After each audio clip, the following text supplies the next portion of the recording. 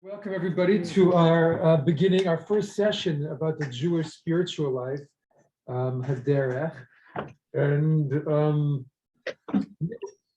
I feel like when people talk about the Jewish spiritual life in most synagogues, if you were to come and say, "I'd like to improve my spiritual life," people will be a little bit confounded and say, "Well, why don't you come to a service and pray with us?" And that would be, and probably the same in a church, right? If there were Christians went to a church and they said, "I want to do something spiritual," they probably say, "Well, come pray." And the spiritual life is kind of gone into the background of where our mainstream religion has been and for the last little while. But before we begin, I thought let's go around, and who feels open to sharing one word. If I tell you, what's the Jewish spiritual path about? The what? The Jewish spiritual path about. You have one word for what you think it is. Go ahead. Gratitude. Gratitude. Okay. Nice. I was going to say tzedakah, Okay. just giving.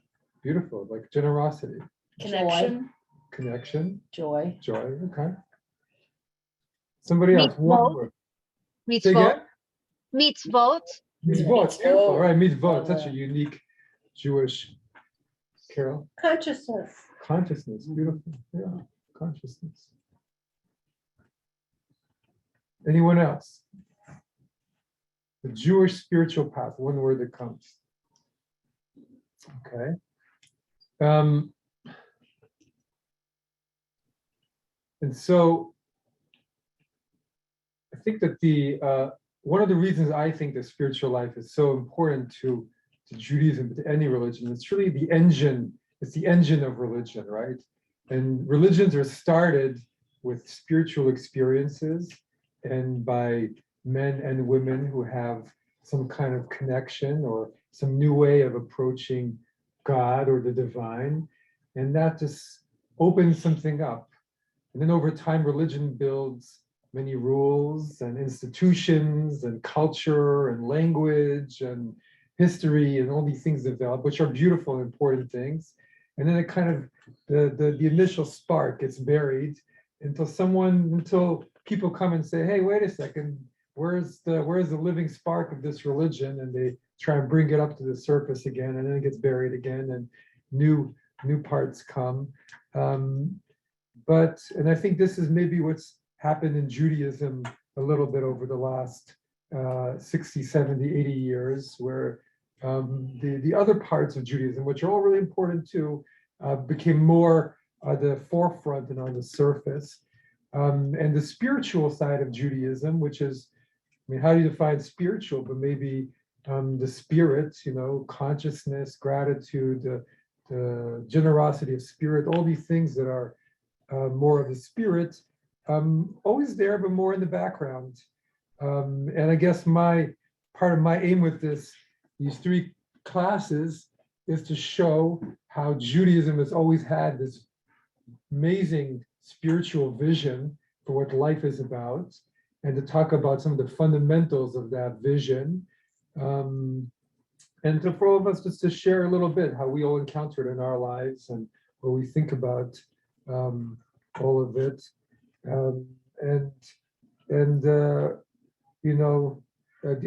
these aren't fuzzy ideas, but I think they're much at the core of what Judaism is about.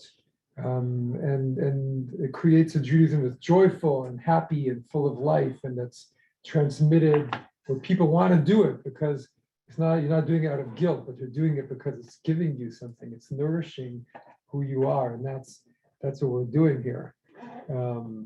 And we're in this world, and there's many ways that we're nourished, but religion's supposed to help nourish you. It's not supposed to shut you down.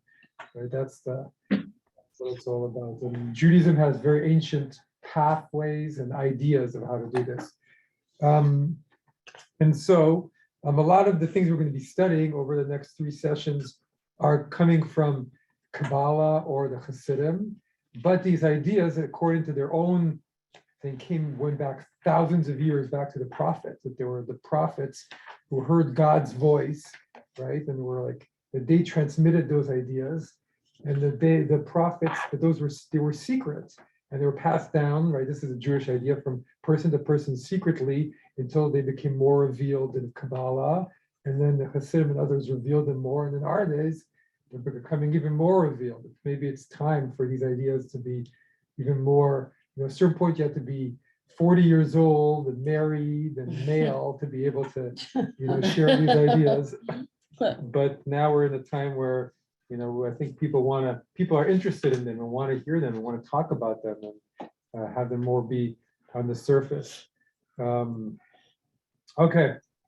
Anybody online or here have any thoughts or questions before we begin? Okay. So does everybody online have the pack? Was it sent with the email? Yes. Good. And Want to pass yeah, this around? yeah. So I'll pass these packs around. Thank you.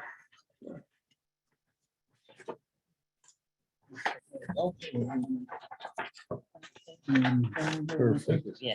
So broadly speaking, what we're going to do today, we're going to be looking at some of the big ideas and the goals of the Jewish spiritual path. What does it mean to be on the Jewish spiritual path? And next time we're going to be looking at practices and how do we actually put them into our lives. And the third session, we'll be talking about our collective Jewish path, kind of the Jewish people, and how we, as one of the unique things about being Jewish is that we don't only have our individual little spiritual path, we also have our whole as a collective, and that's something that's fairly unique to who we are. Okay, so we're going to be looking at text, but we're also going to be going off of text and just talking, discussing. If you ever have anything to say, please just jump in and say it online or here in person. So we're going to begin with a text. And the second I start talking about Abraham, people think, oh, it's the Torah, and you start to think, all these stories. But Abraham was a spiritual seeker, right? Abraham was the first Jewish spiritual seeker, and we learn a lot just from what is at the very beginning of God. And he just lived his life. In his life felt normal to him. He lived thousands of years ago, but at a certain point, according to the Torah, God spoke to him, and that completely changed his life. So what did God say to him, and how can we understand that in our what it means spiritually? We're going to begin. Alan, are you there? Or is it? I know it might just be. Just his He's in picture. and out. I think Alan's in and out. Alan in the chat says he can only listen this morning. Okay. So we're looking for a volunteer to read Genesis 12, 1-3. Okay, I'll read it. All right. The Lord said to Abram, go forth from your native land and from your father's house to the land that I will show you. I will make of you a great nation, and I will bless you. I will make your name great, and you shall be a blessing. I will bless those who bless you, and curse the one who curses you. And all the families of the earth shall bless themselves by you. Okay. These are the words that begin Judaism. Anything from here pop out about what the Jewish, what our spiritual path is about? Covenant with God. Okay. Growing from an individual into a nation of people. Okay. So Beautiful. multiplying, yeah. Okay. Multiplying. But always saying that God is there, I will make your name great. Okay. Trust in the unknown, because God guides us in the wilderness, or here Abraham, and it's like we don't know what the end game is going to be, but we go in trust. Right. Beautiful, right? I love that. Yeah. There's a protective element too that it's in common. Here, they just refer to cursing those who curse you, but often in other passages, it's like, I will protect you from others. Yeah. So, Right. Yeah. Being blessed. What does being blessed Right. mean? Being blessed is being protected, right? Right. Something we're all looking for. I mean, the thing that what Suzanne was talking about, right? The trust. I mean, he's saying, go forth from your native land. He's saying, leave. He's saying, leave a lot of the things you know, right? He's like saying, going into a new place, right? Go away. And it's not like today where Abraham walked into an airport, in ancient Mesopotamia, showed his passport, got on a plane. But and he was 80 something years old. This is a challenging thing to leave behind, right? It's like a new beginning, right? Going into something new. being willing to go on some kind of journey. Not really knowing, like someone said, the unknown, Not the unknown, right? Now, not knowing. Trust and faith. and Yeah. trust. Yeah, trust and faith. And what does it mean? When you say, someone says, leave your father's house, what does that mean to you? Get married. You're kind of taking on commitments of your own volition, not because somebody is telling you to or making you, but because you're making that commitment, that choice. That's a big leap. That's a big leap, right? To kind of let go of some of the ideas you were brought up with, and some of the things, and start, like, be willing, be open to like something new. That takes a good amount of openness, and it's much easier to just stay with the same thing you always had, right? Isn't that in a way just like what happened, much later in more modern times when people went to Israel, not knowing what they were going to. Yeah, same thing. They were also leaving their native land to Right. go to the land that I will Yeah, show you. Yeah, Same land, right? That's true. That's part of it too. I think it also shows enormous courage when you think about Abraham. It's like, yes, there's this promise from God, but human beings always kind of have this little question mark in their, behind them. So I'm thinking it's really courageous of him when you think about it. Yeah, Yes. spiritual path requires a lot of courage. Hi, go ahead. Leaving your father's house is a mixed blessing. I left my father's house in Yes.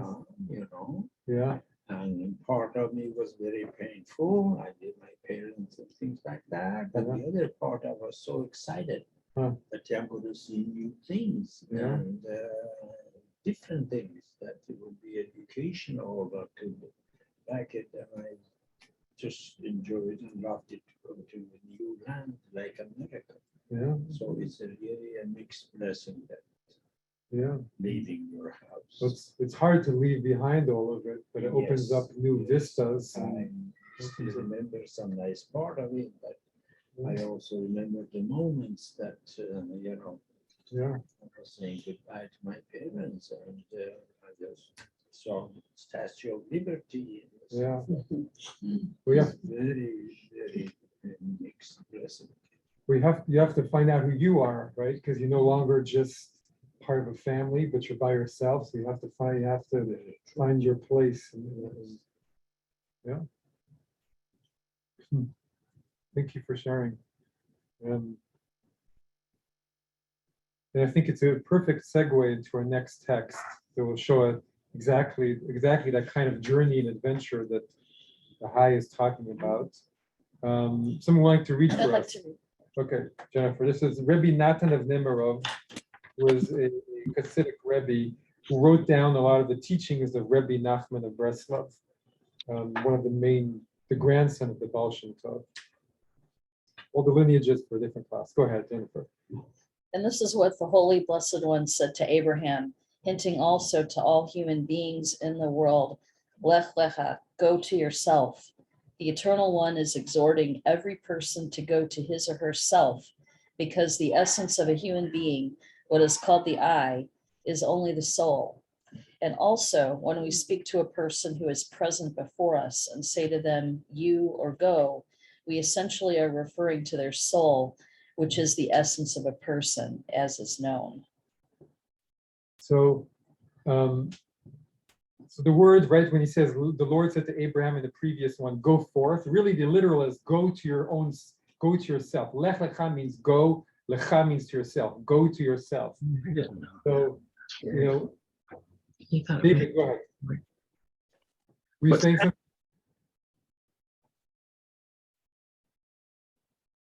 Can't hear you if you were saying something. Oh, no. I was just saying that I didn't realize that Lech Lecha meant go to yourself. Of course, the exploration of what we call the self is the gateway to what we're looking for. And one can find all kinds of interesting things when you leave your sort of current house, which is the structure that you have around you, and enter the structure that you have inside of you. And that's, I guess, what they're looking for here. So you're looking for some sort of entryway into what you have inside of you that is, one should say, is ahistorical. It doesn't have to do with your own personal history. You have to be able to get through that. And then you might find some pay dirt inside. Mhm. Well, it's kind of amazing that the whole Jewish path, the whole Jewish religion starts with the words "go to yourself." Right? That's how it starts. Go to yourself, and that's kind of the foundation of spiritual life, right? Go and find out what yourself is about. And for some people, right, traveling far away is a really big way to discover yourself. For others, it's staying in the same place, but try picking a completely different life than the life that you grew up with. And for others, it's staying with the same life, but just discovering something within yourself that's completely different. But it's discovering who you are. And that changes so many times over your life, right? You discover who yourself is, opens up, before you have kids, you think, I know myself really well. And then you have kids and it's a whole, You don't know anything. you don't know anything, right? And then so it keeps and then different things, different parts of one's life, you discover new parts of who. Isn't Lech Lecha like the next Torah portion or the one after? Yeah, it's next week. I guess those are my Next week. sons, both of them. They both have they're Lech Torah Lecha. portions, yeah. Yeah, and Lech Lecha literally means go lecha, to yourself. Lecha means to yourself. So go. That's what God said to Abraham, and Abraham went on this journey to find out, well, who am I? And that, I'm struck by the juxtaposition between what is internal and what is outward directed, both in the Torah portion and to a certain extent in the commentary that was just read. There is at the same time a focus on being in the world. Yeah. Beautiful, right? It's a journey that's also, you're going to bring blessing into the world, and people will be blessed through your presence because you're going on this journey, right? But going on this journey, that also will make you be able to give more blessing to the world and to others, right?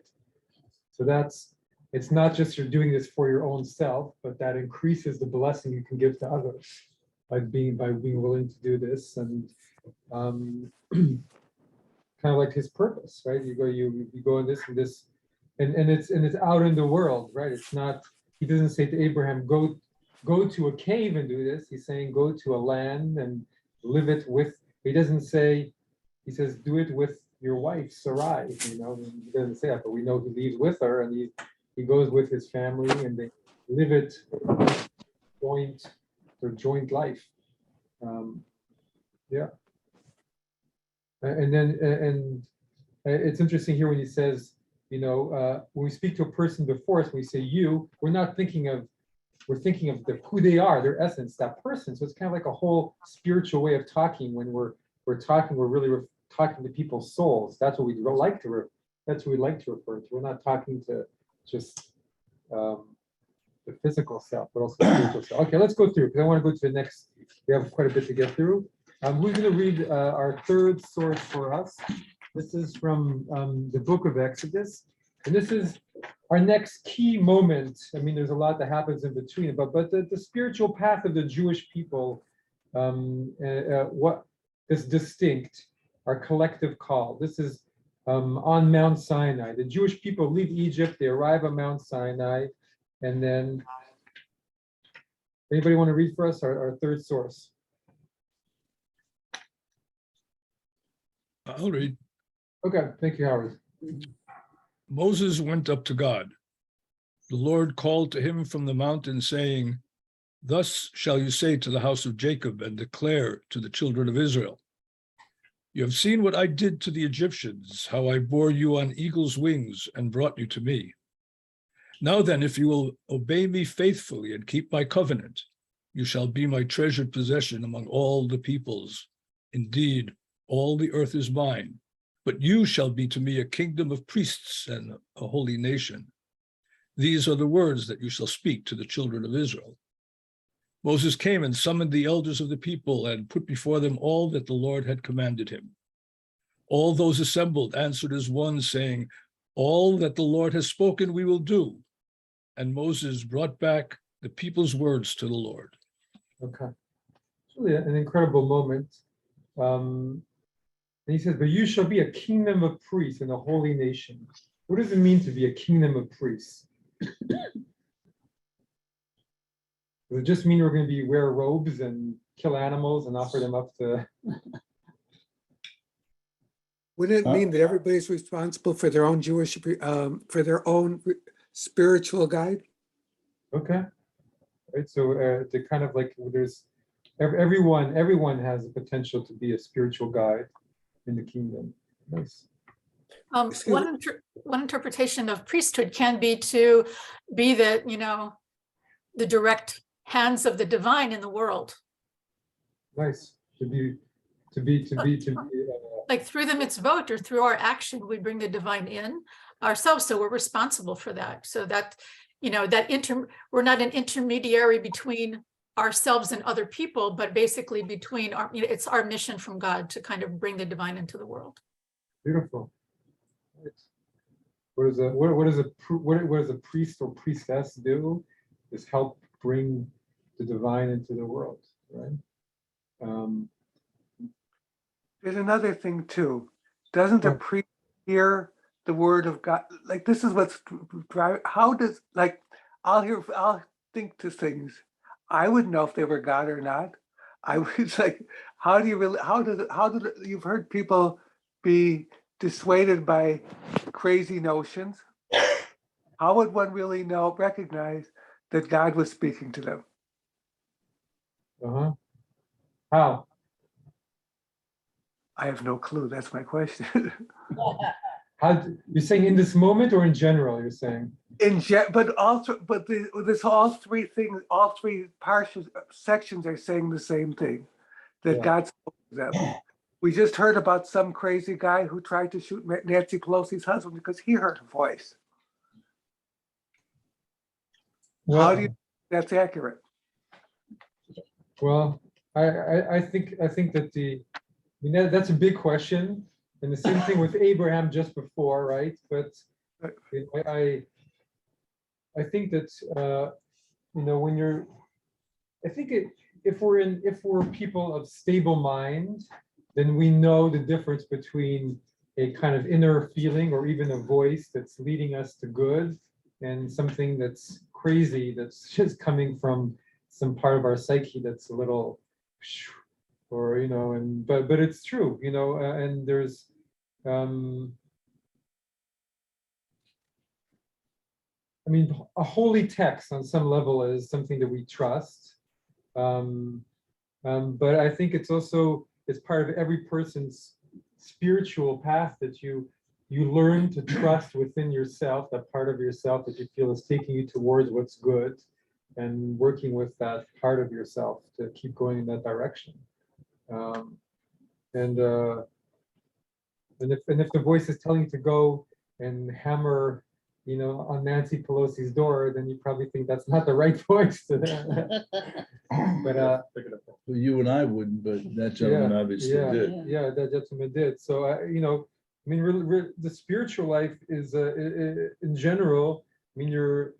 I think this is one of the positive things about communal religion, also though, but also by having other people or teachers, is that to help, if one's just in one's own self in one's basement on the internet, there's less safeguards. It's a little bit dangerous to open the door to spirit. Spirit is something that's beautiful and powerful, but it also can be destabilizing. And I think we want to do it in a way that's safe and Like part a of. Passover. Yeah, exactly. You open that door. You do it in the context of. Why do we say at the beginning of our Amidah prayer, shield of Abraham? Part of it is we're asking for protection. Right. We're asking for protection as we go about spiritual life. Can I say one more thing about the kingdom of Go ahead. priests really Yeah, quickly? go for it.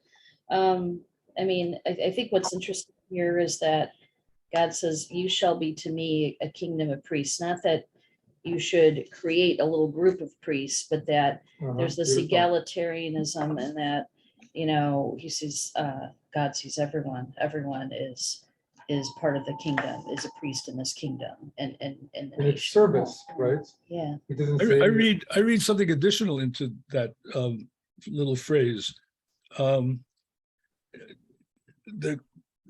A kingdom of priests and a holy nation, to me, suggests that the people will be ruled by holiness and sacrament, if you want to put it that way, and not by the political kinds of things that typically characterize kings.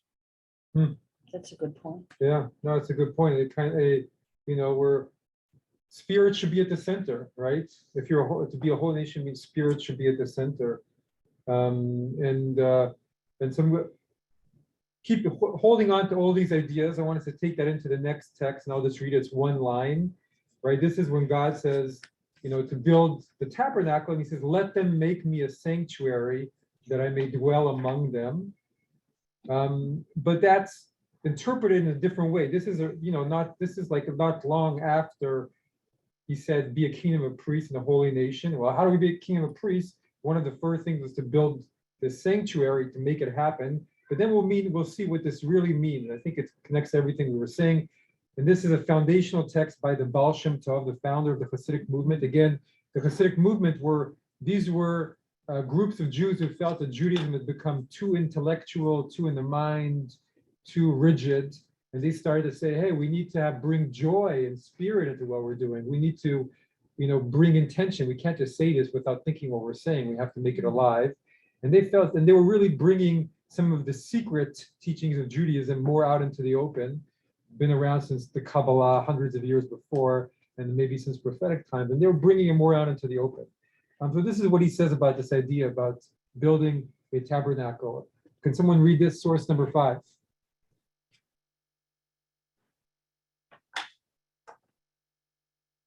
I'll read again. Yeah, go ahead. No one else wants to read. Go Go Sorry. ahead, go ahead, go ahead. Oh, then you go No, ahead. go ahead. Oh, I thought, okay. Go right ahead. All of this instruction about the tabernacle temple was to show the people of the children of Israel that in the same manner that they can copy and recreate the supernal temple and all the permutations of the divine names in this physical tabernacle, which is made from inert and physical objects, wood, stone, gold, silver, and brass. How much more so can a human being who is the central dwelling place of God in the world make him or herself into a chariot or vehicle for the supernal holiness, to copy or recreate in himself and in his limbs all of the supernal spiritual worlds and permutations of the divine names, because they are the sanctuary of God. And all of this teaching and work was to infuse this knowledge into the children of Israel. And this is the meaning of that which is written, make me a sanctuary, meaning I, God, am not telling Israel to make me a house in order to be holy. Rather, make me right now a recreation or copy of the supernal temple, because I shall dwell in you. That is to say, the presence of the Shekinah will rest upon those who do this work.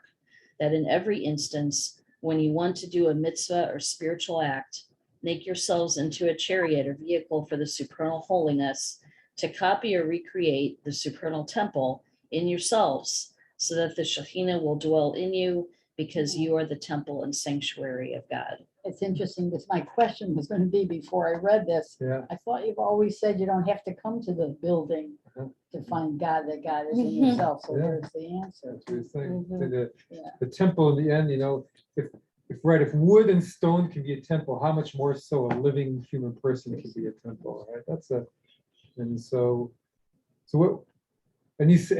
whole the supernal, what's the supernal temple? But there's idea, well, if there's a divine, if the consciousness we call God is dwelling someplace other than here, that's the cosmic temple, so to speak, where that divine, but we can create a little piece of that cosmic temple inside us, and then God can kind of dwell inside us. So how do we, the cosmic supernal temple, what does it mean to be a temple within ourselves? God. Well, I guess I'm thinking of that, there's sort of that adage of, people make a house a home. Uh-huh. And I'm feeling that, the same thing about the temple. If everyone here, part of this community and Yeah. all temples of Judaism, have congregants they're bringing that cosmic temple with them to the physical temple. Yeah. And that's why when you come here and pray at services, you feel this energy of spirituality. It's from the people, not the wood and the glass and the metal and the lights or whatever. It's what each person brings. Everybody puts a little bit of their own soul into the place, but the more you do it, and the more people are doing what you're saying, the more you turn yourself into your temple through your all the work you do, being generous and loving, generous and loving and joyful, and then you come here and you leave a little piece of it, and all together you build. But how else can be a temple for the divine? Or what else does it mean to be a temple? I mean, these are foundational Jewish ideas that the temple, right? The temple in Judaism is right. The temple in Jerusalem. Now it's like it's not only temple's also inside, and you can.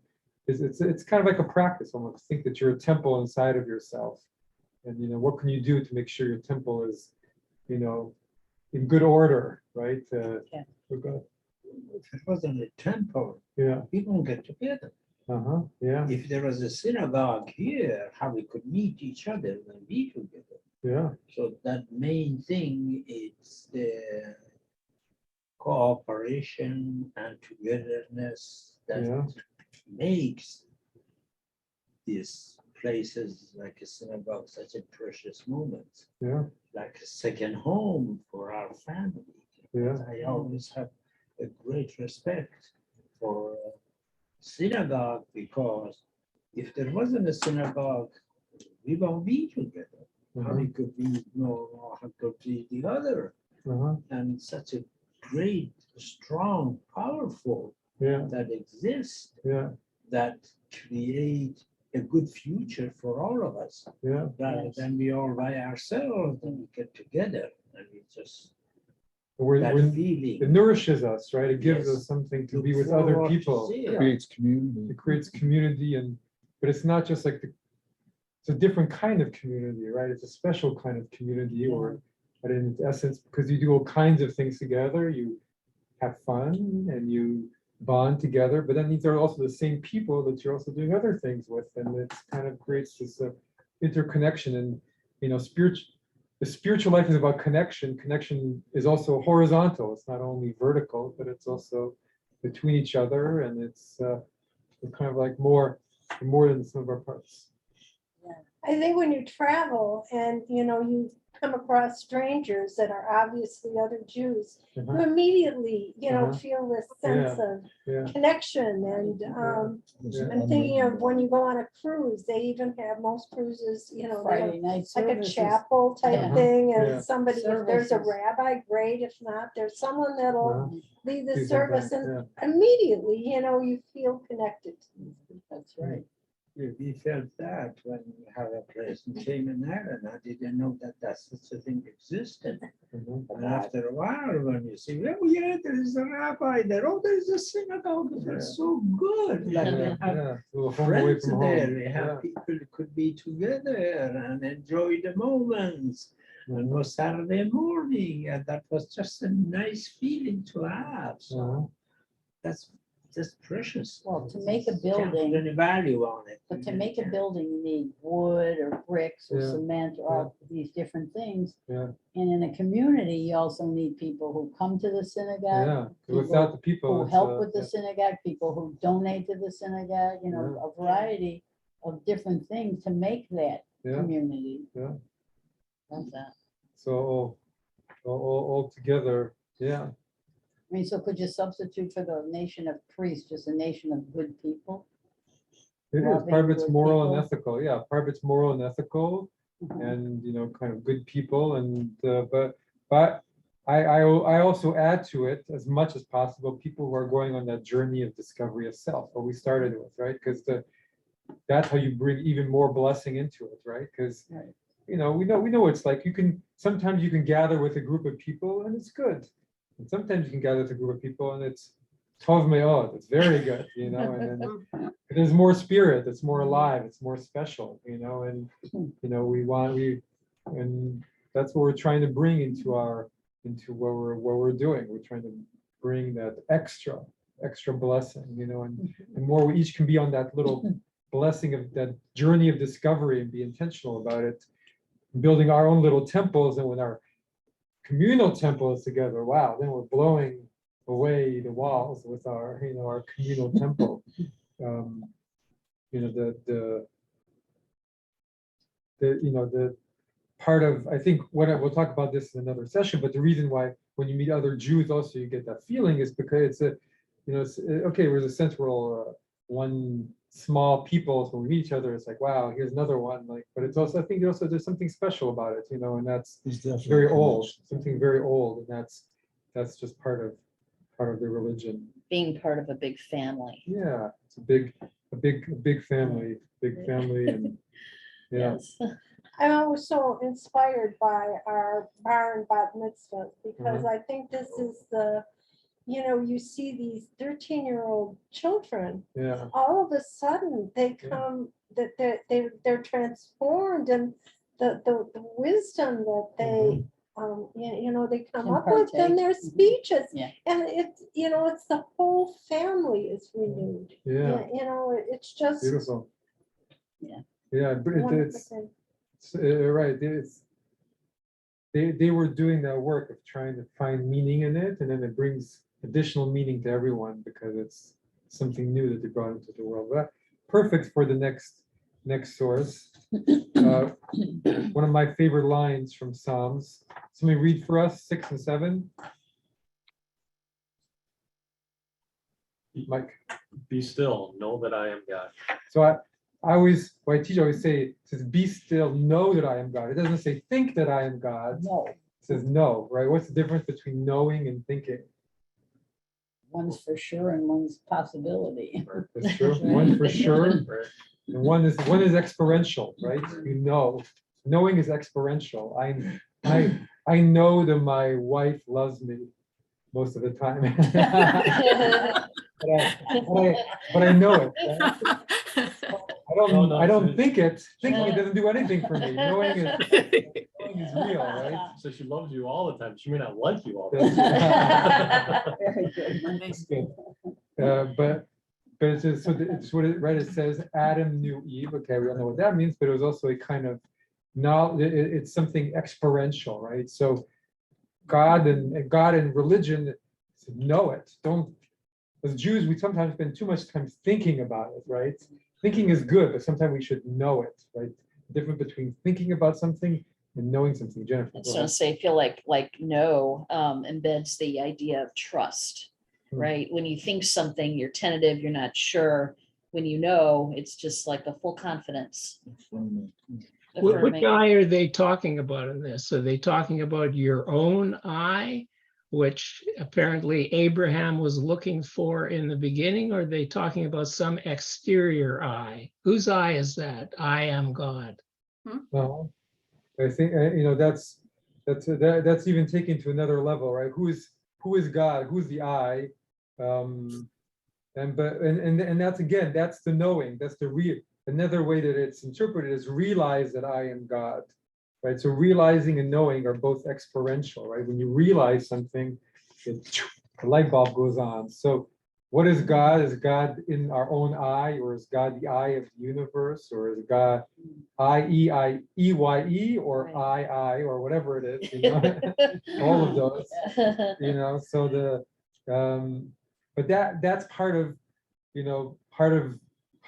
the being a king of a priest is trying to know in that way God, trying to know God. So when you come to services and you have a little moment where it all connects and the prayer, that's knowing you're in the moment, or when the bar bat mitzvah maybe has a moment of being, oh wow, this is, the animals are talking about the relationship between people and animals, that's what knowing the ark is about. That's knowing the Torah, right? That's not just thinking about it, that's knowing it, a moment of being one.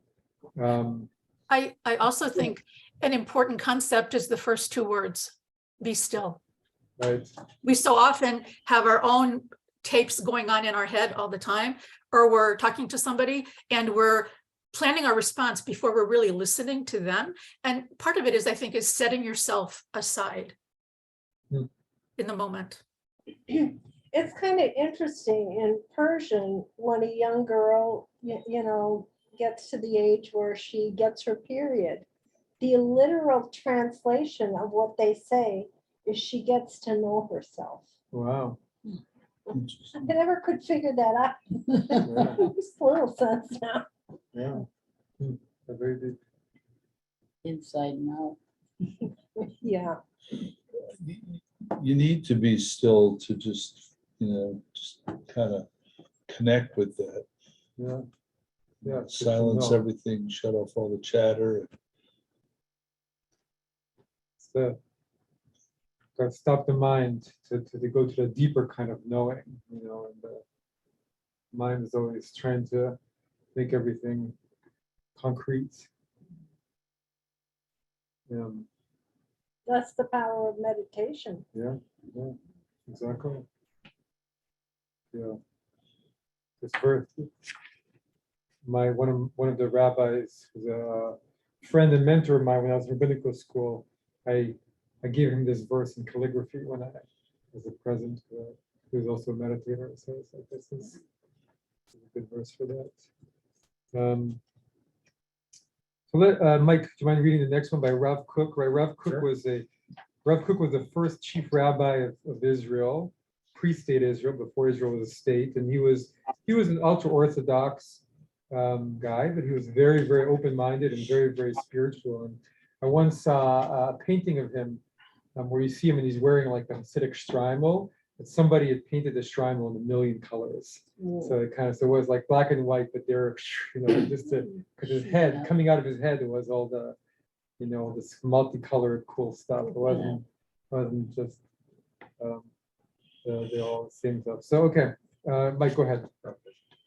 I had the honor of had Shabbos dinner with his grandson, Rabbi Cook's grandson, when I was in Jerusalem. Oh, really? Which one? His grandson. Which grandson? Is Rob Cook. He was also Rob Cook. Oh, the Tzvi Cook. Wow. This would have been 84. Yeah, so yeah. It was a while back, but Okay, yeah, Wow. amazing. yeah, it was. He was pretty good. He put down the shots too. He was Special guy. Yeah, he was special. You had that sense about him too. I was in awe even as a young man. The difference between prophecy and wisdom is that wisdom looks at reality from the side, either superficially or deeply, but the seeing does not have any effect on reality itself. The prophet's vision, on the other hand, is a living vision that is interwoven with the creation and operation of reality, its governance and inner workings. The prophet sees reality from a place where he and his essence are interconnected with the larger picture, and he recognizes this position or relationship of interconnectedness. Therefore, the capacity to perform miracles, to have power over physical reality, is bound together with prophecy in Israel. In the same manner that miracles were revealed through them, prophecy was revealed through them. I think what he's saying is that knowing, right? That knowing and that realizing is so powerful that it actually can change consciousness and reality, right? When you know something, it's like when two people realize that they're in love, it changes both of them, right? You're changing consciousness. You're literally changing something within them shifts, and it's almost like there's something physical that can change too. Right? Miracles can happen, or people who heal themselves, right? When some people are able to heal themselves through the power of their minds almost. You see these things or through all kinds of alternative ways.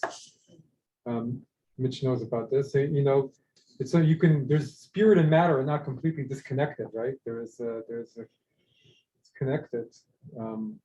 And so when you're knowing in that deep way, you're also having an effect on the whole of the universe, right? There's a form follows thought on some level. I mean, also what you were talking about earlier, Hai, the interconnectedness, right? Part of, you feel you're part of something, interconnectedness, it makes that knowing a lot easier. When you feel all alone, then it's very hard to feel, it's really hard to know.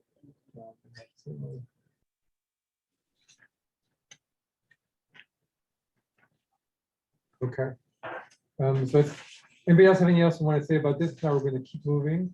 I want to get to the next few ones too. I think we still got a while to go. We're going more and more deep into these ideas. I know it's a lot. Source number 7. Norma.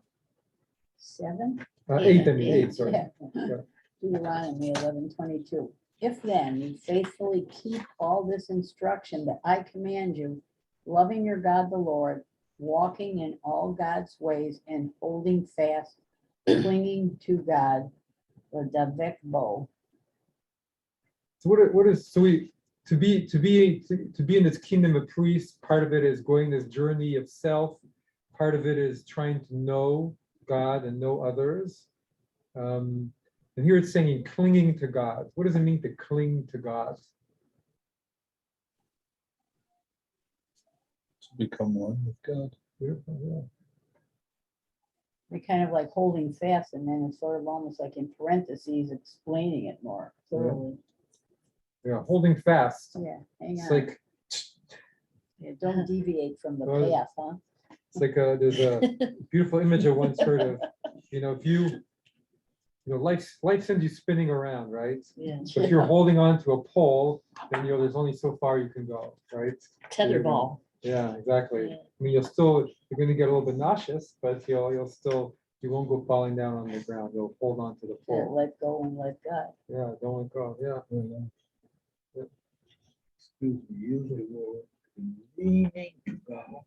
Clinging, Okay. clinging, I'm sorry. clinging, or the same thing. Leaning towards could be the same thing too. But clinging is like glue, right? In Hebrew, it's the same word as glue. It's like glue yourself to God.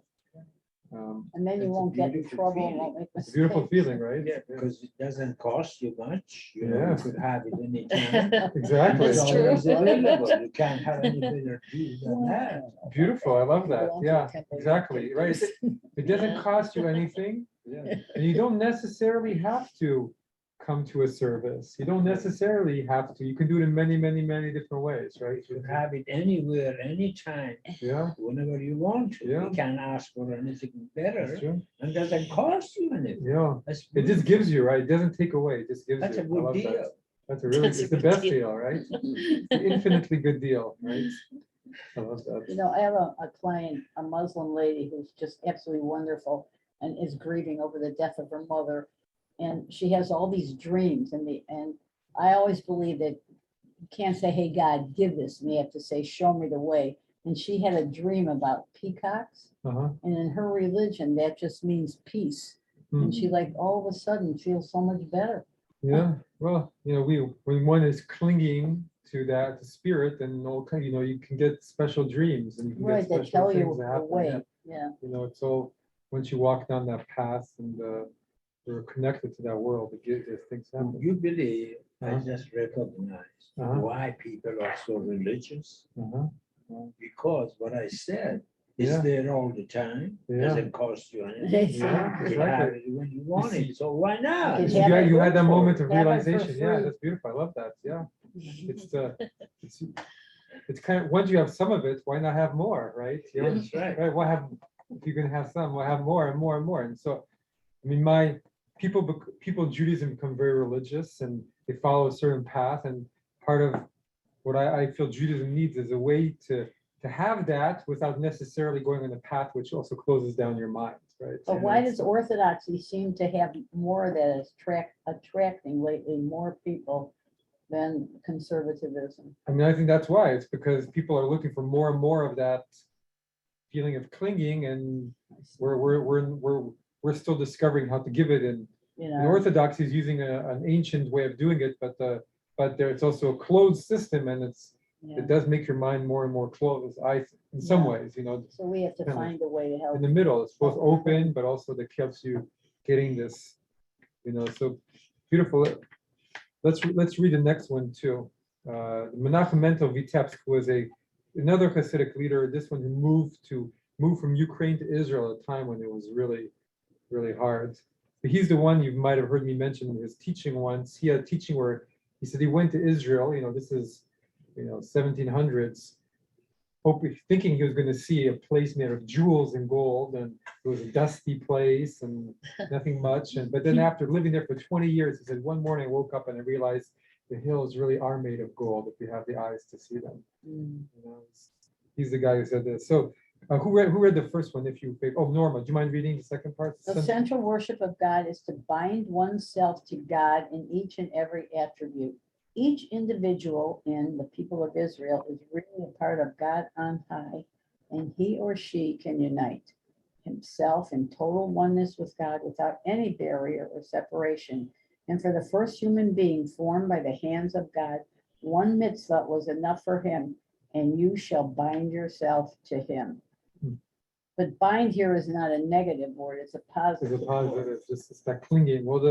And this is called the veikut. Yeah, I was just going to answer, what is the veikut? The veikut it comes from that word to hold fast with devek. So the veikut means devek is glue in Hebrew, but it's to glue your, clinging to God, what you were talking about, right?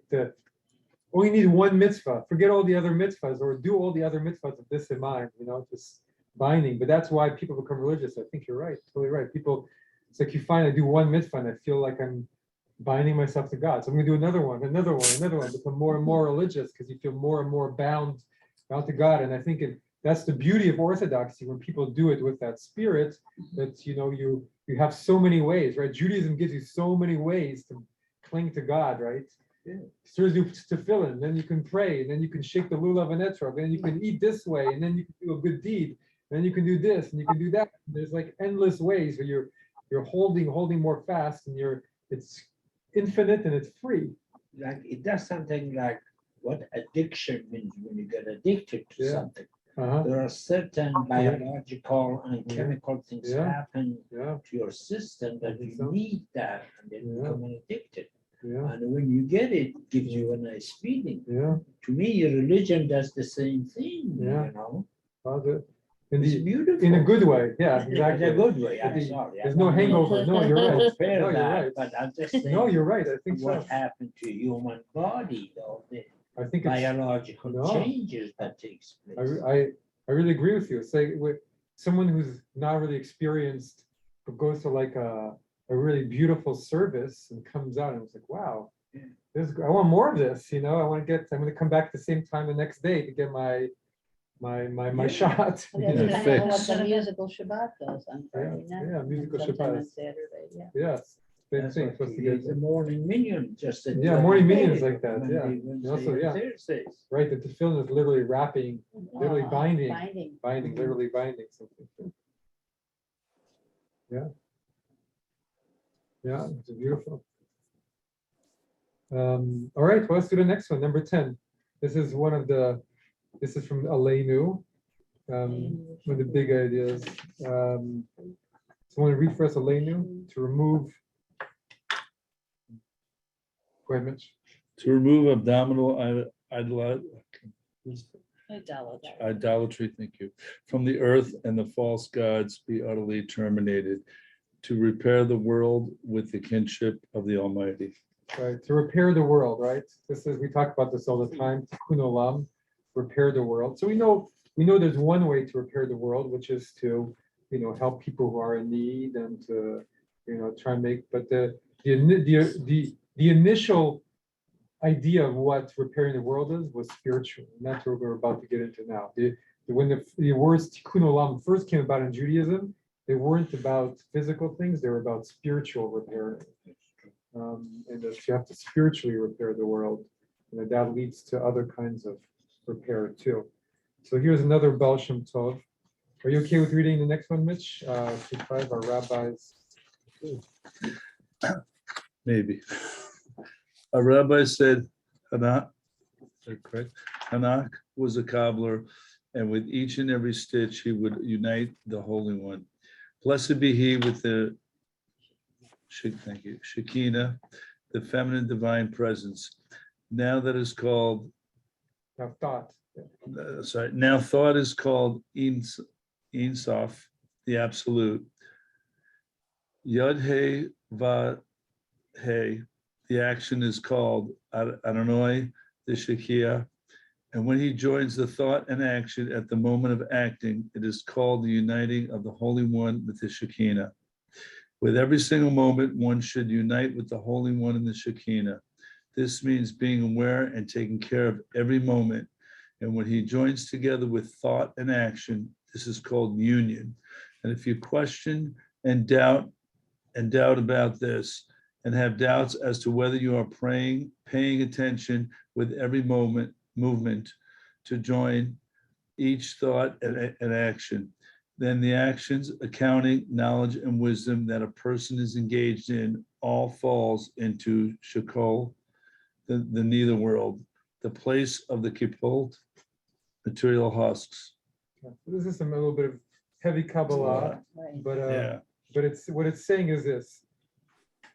So what's the Holy One, the Shekinah? They're like two energies in the world, right? The Holy One is kind of, because the male aspect, the Shekinah is the female aspect.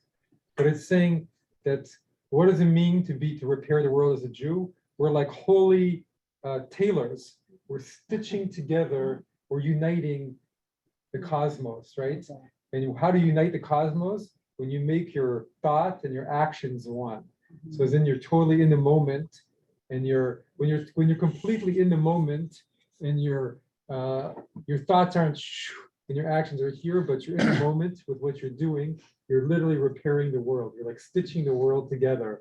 When you're present with your loved one, and you're stitching the world together. When you're praying and your mind is really in it, you're stitching the world together. When you're meditating and when you're knowing something and realizing something, you're literally, right, your mind and your action is coming together and you're stitching the world together. This is like a really basic idea of Kabbalah. Yeah. There's something called PTC, present time consciousness, just being here in the moment. Yeah. Yeah.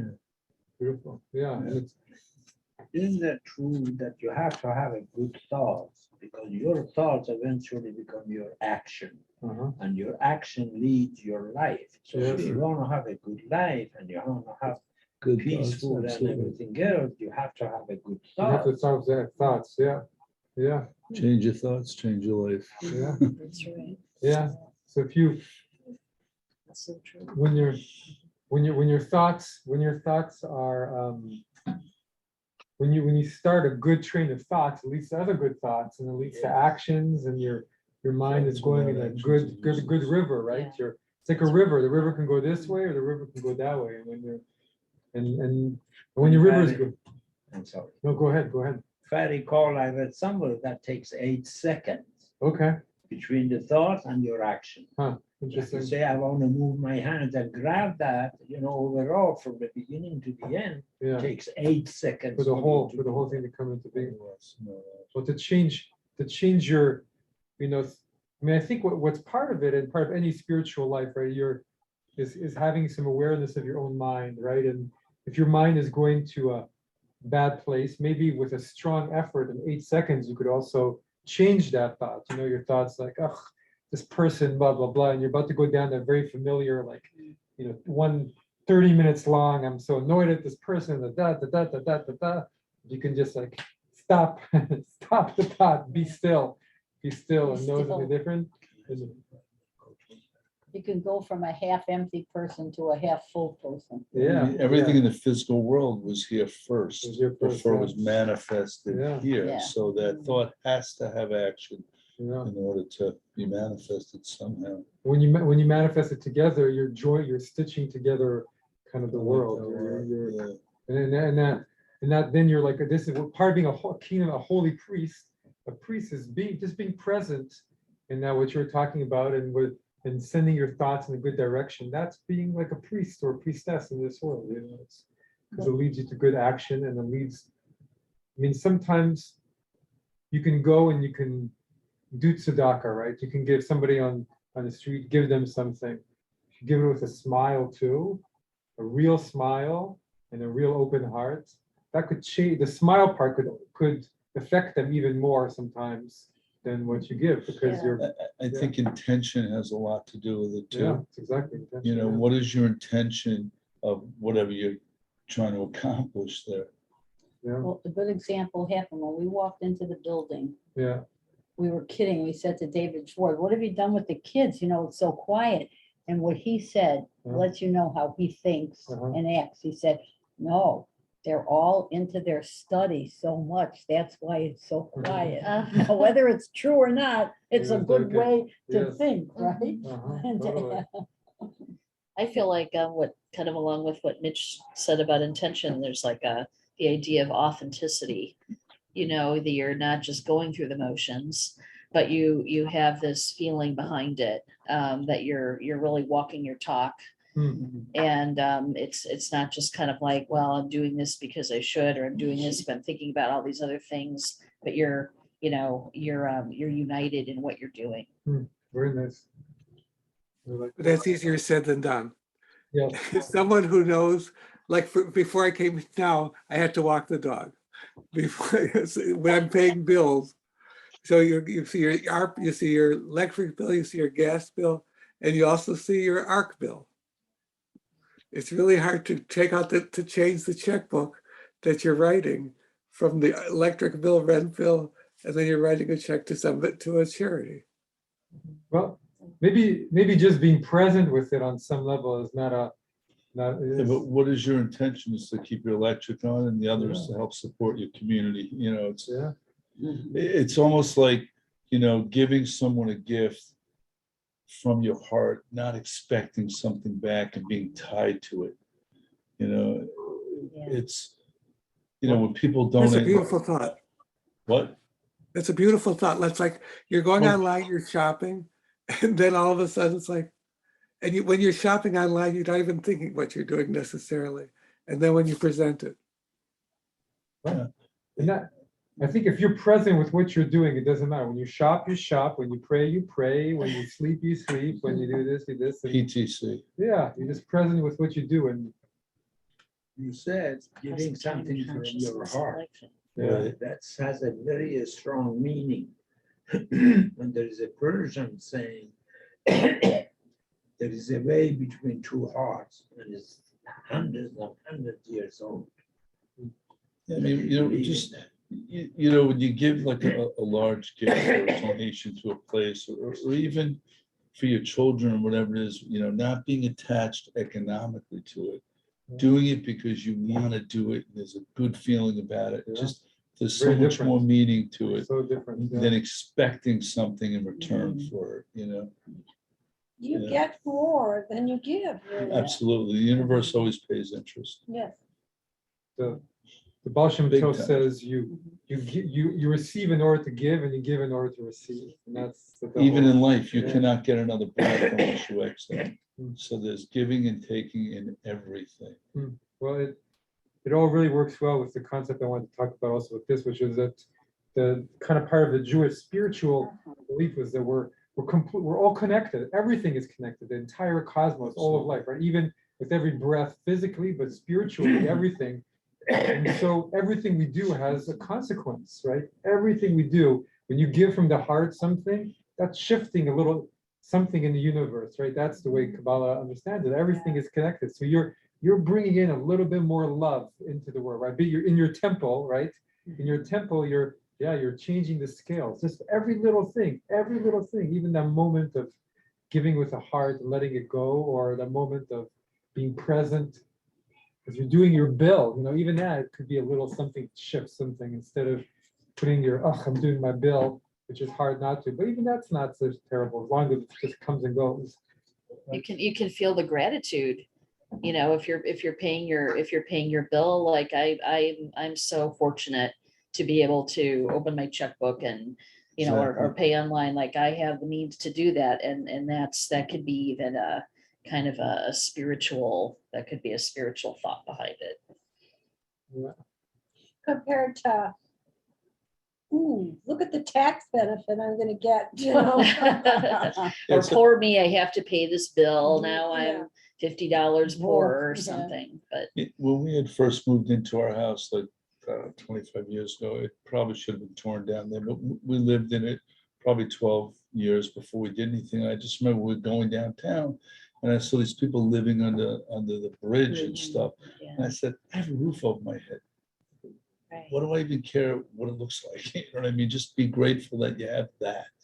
You know, you have to have an attitude of gratitude. Just be grateful for a lot of those things, just like you're saying, that you have the means to pay your bills.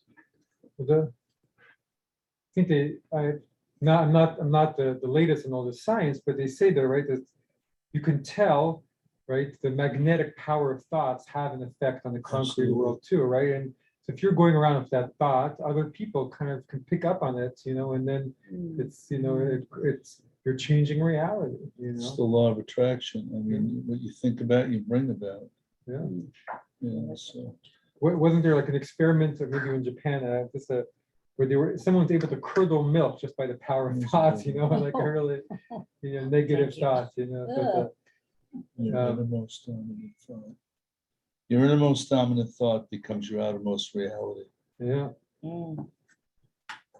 Well, your innermost thoughts also your innermost thoughts kind of affect all your actions and everywhere. Mitch hands these out to all Yeah, of his no, yeah, it's patients. They're beautiful, wonderful. Which is brilliant. Say that one more time. Your thought innermost for the dominant day. thought becomes your outermost reality. Wow, that's great. Thank you. Heard that many years ago, I'll never forget it. So from this vision that we're all interconnected, everything is happening, and the power of our thoughts to affect reality. Let's go to the end. Keeping that in mind, in some ways, the end goal of the Jewish spiritual life, or of all of Judaism, right? This is the end goal.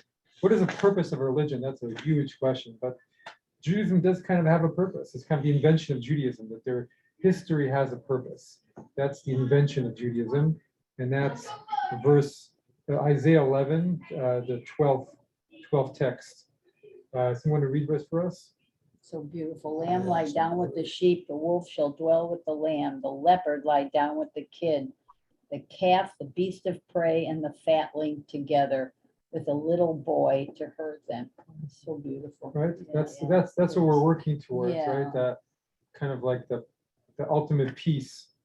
And Norma, so do you mind reading the next one? So this next one is a little bit complicated, but this is how you can get to that spiritually. It's a little bit long, but There is no wholeness except in God, and apart from him, everyone is incomplete and deficient. But whoever is joined with him is whole and complete. And the main manner in which joining with the oneness takes place is through knowing God, as the wise one said, if I knew him, I'd be him. Because the essence of a human being is his mind, and therefore whatever the mind is thinking about, there the whole of the person will be. And when he knows and attains the knowledge of God, he is literally there with God. And the more he knows God, the more he will be joined with his supernal source, that is God. And everything that a person lacks, be it a livelihood, children, or bodily health, as well as all other lacks, all of it is, in reality, a lack of consciousness.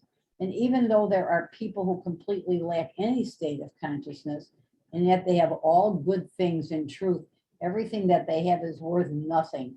And the opposite is also true. Someone who is whole and right in his state of consciousness, yet lacks something in truth, his lack means nothing to him. As the rabbis have said, he who has acquired a state of knowledge, what does he lack? He who has not acquired a state of knowledge, what does he possess? Because the essence of the experience of wholeness and lack is dependent on our state of consciousness. And anger and cruelty also come from a lack in consciousness, as it states in Ecclesiastes. For anger rests in the bosom of fools. And in the future, an expanded consciousness will be revealed, and everyone will know God, as it states in Isaiah. And the wolf shall dwell with the lamb, and the leopard shall lie down with the kid, and the cow and the bear, They shall not hurt or destroy, for the earth shall be full of the knowledge of the Lord. Because now it is possible for the wolf and lamb to dwell It's not together. possible. It is not possible for the wolf and the lamb to dwell together because of the attribute of anger. But in the future, they will be able to dwell together because anger will be eradicated by the expanded consciousness, which will be revealed then. So it's, Yeah, what is a spiritual understanding of this goal? so it's saying if we keep working to bring that consciousness where there is no anger, eventually you'll reach a point where that will take over. That will be what we've created in the world, and that will tip the reality. I mean, it sounds Yeah. very far off, but in a very small way, I think we experience this all the time. I mean, there's some places where you go in the world and you just can feel like anything can happen to you at the moment. Danger, violence. When you live in even a small little place, you can feel, I feel safe here. I know no violence will come to me because it's not in the air, it's not in the consciousness, it's not in the thing.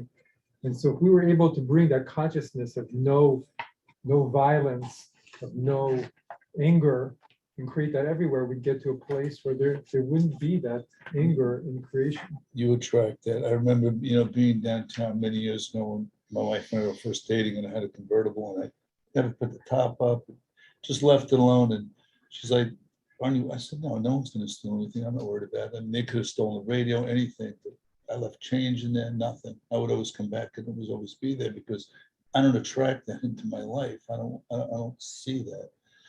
Norma was also talking about the quotes. The quote I gave out last week was, when the power of love overcomes the love of power, the world will know peace. And you know who said that? Jimi Hendrix. Isn't that beautiful? Yeah. Yeah. We printed those, we've given them out. I want to tell just a very, very, very quick story of something that happened to me many years ago when I was riding the subway.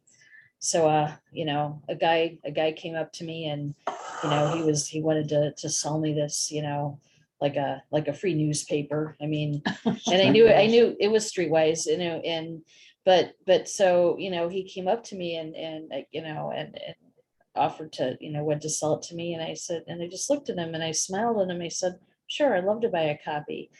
And so I take my wallet out and he said, "I was going to rob you."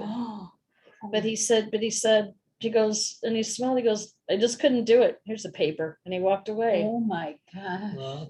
That hardly could ever happen, right? I mean, I've never forgotten it. Yeah. That's because you had the right intent. Yeah. And someone were was watching kind. over that. Yeah. Mhm. Whoa, I mean, God's watching that's everything. unreal, huh? That's beautiful. Yeah. It is very beautiful. It And was didn't that very- make you feel I felt so good. Good. I felt like, there was something about, the kindness, as I just felt, I had compassion toward him. And, something about that made him kind in you turn. helped him? Yeah. You reached a humanity that was Yes, right. probably That's beautiful. Hidden. hidden under that surface. You brought it back out. You didn't, So so you didn't show him contempt. And then you felt validated Yeah. too. Mhm. Yeah, I did. Instead of violated. Yeah, that's right. Yeah, Yeah, yeah. yeah. I mean, someone else, that moment could have happened and someone could have said, "Get out of here," or, ignored him or something. And, he in turn might have His taken, anger would taken come their, out, hit him or taken the purse or taken Right. something, and that could have gone on another. How many years ago was it? Oh, I was in my 20s. Oh, a long time ago. Yeah, I Last was. week. Yeah. yeah. Nice Well, maybe story. that's what it means to be a kingdom of priests, right? To be Yeah. that's what it means to discover self, is to bring in that consciousness into the world, with the power of love and the power of compassion and power of light and all these things, and then sharing that with other people, and then bringing it out to others, and you keep doing it until the lamb lies down with the wolf. That's basically what it means to be Jewish. You keep doing that Right. until you've repaired the world, and the lamb lies down with the wolf. And every day you do it. Every day, you try and, it gives you something, right? Because it's free and it's infinite, but it also brings it into the world. So you Yeah. keep doing it, and then It you're- works.